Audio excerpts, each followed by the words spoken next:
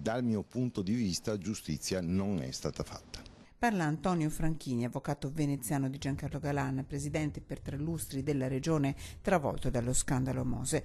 Un anno fa la richiesta della procura lagunare, il 22 luglio per lui si aprono le porte del carcere di Opera a Milano dopo un tesissimo voto alla Camera.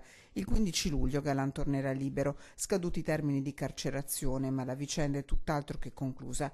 12 mesi che hanno cambiato il Veneto con i 35 arresti scattati all'alba del 4 giugno e una raffica di denunce. Avendo trattato personalmente Tangentopoli 20 anni fa, potrei dire che la gran parte delle caratteristiche è simile, per non dire uguale. Così un anno fa Carlo Nordio, procuratore aggiunto della Repubblica di Venezia. Quel mercoledì in carcere finiscono l'ex assessore regionale ai trasporti Renato Chisso, il consigliere regionale PD Giampiero Marchese, ex magistrati LEACO, un generale della Guardia di Finanza. Agli arresti domiciliari nel suo palazzo affacciato sul Canal Grande anche il sindaco di Venezia Giorgio Orsoni.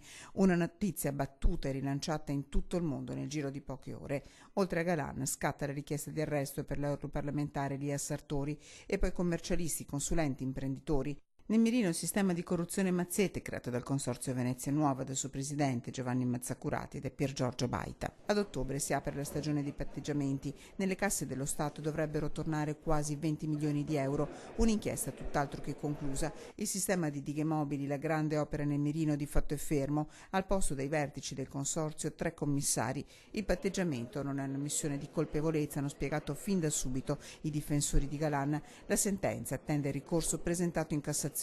La giustizia, secondo Franchini, aspetta. Quello che resta, a distanza di un anno nei difensori, ma credo anche nello stesso Galan, è un senso di amarezza e di incompletezza.